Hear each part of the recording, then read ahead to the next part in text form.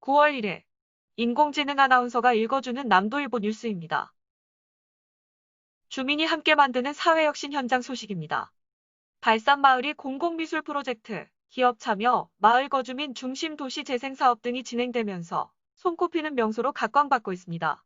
특히 프로젝트가 끝나고도 동네를 떠나지 않은 작가들은 동네 창고인 예술공유공간 뽕뽕 브릿지 갤러리를 마련하고 예술공방촌을 형성했습니다.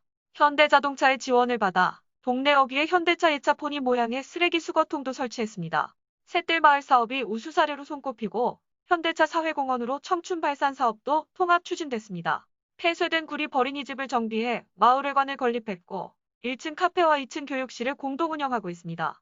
소득 창출 주민 역량을 강화하고자 샛들마을 학교를 운영함으로써 참여하고 소통하는 부뚜막 공동체 밥상과 행복 뜨개질 등 소득 사업을 운영하고 있습니다. 자원봉사단체들의 협력체인 빛나는 청춘발산 주민협의체가 주민자치형 마을관리협동조합의 모델로 주목받고 있습니다.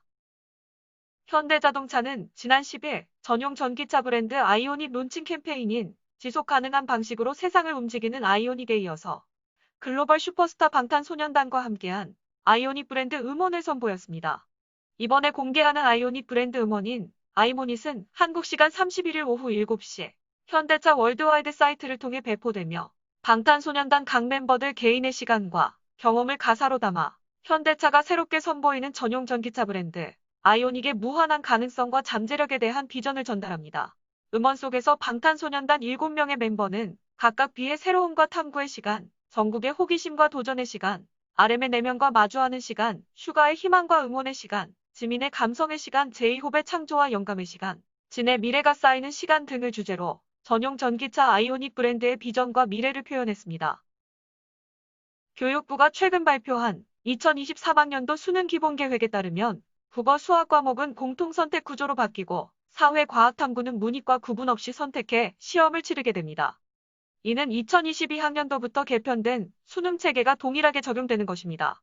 현행 수능은 국어 영역엔 선택 과목이 없고 수학 영역은 가형, 나형으로 나눠 각각 선택 과목도 다르지만 공통선택 과목 체계에서는 국어의 공통과목으로 독서, 문학이 선택 과목으로는 언어와 매체, 화법과 작문이 생깁니다. 수학에서는 수학일과 수학이를 공통과목으로 치르고 확률과 통계, 미적분, 기하 가운데 한 개를 선택 과목으로 골라야 합니다.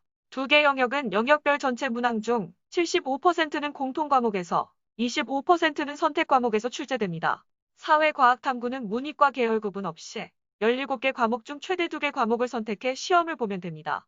직업탐구에서도 전문 공통과목 성공적인 직업생활과 계열별 선택과목 5개 중 1개를 선택해 응시합니다.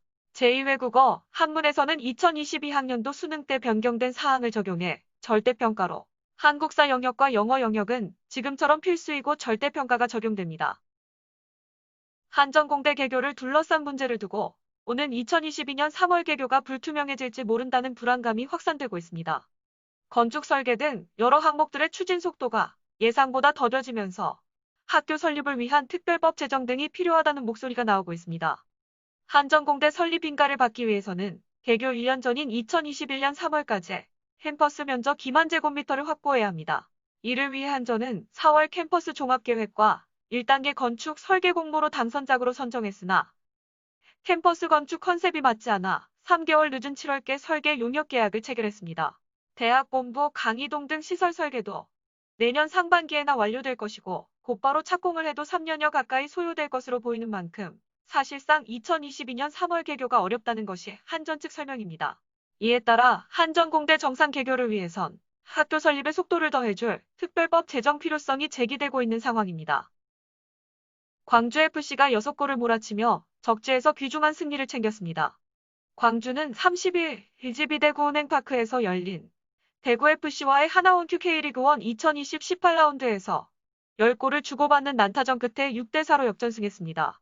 경기 시작 2분 만에 선제골을 내줬으나 용병 3인방인 펠리페와 아술마토프, 윌리안이 4골을 합작하고 교체로 들어간 임민혁과 김주공까지 골맛을 보며 6대4로 승리했습니다. 이로써 광주는 지난 10라운드 2대4로 패한 아픔을 서력하면서 최근 4경기 만의 승리의 기쁨을 맛봤고 승점 3점을 추가하며 승점 20점을 확보, 팀 순위도 11위에서 7위까지 껑충 뛰어올랐습니다. 이상 인공지능 아나운서가 읽어주는 남도일보 뉴스였습니다.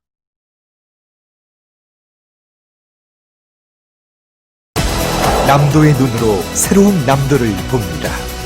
남도의 창으로 더 큰 세상을 봅니다.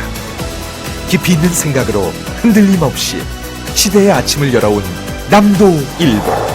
균형 잡힌 시선으로 여론을 주도하고 올곧은 신념으로 시대를 대변하는 뉴 저널리즘. 지역민과 함께하는 참다운 뉴스 미디어 중흥 미디어 그룹 남도일보.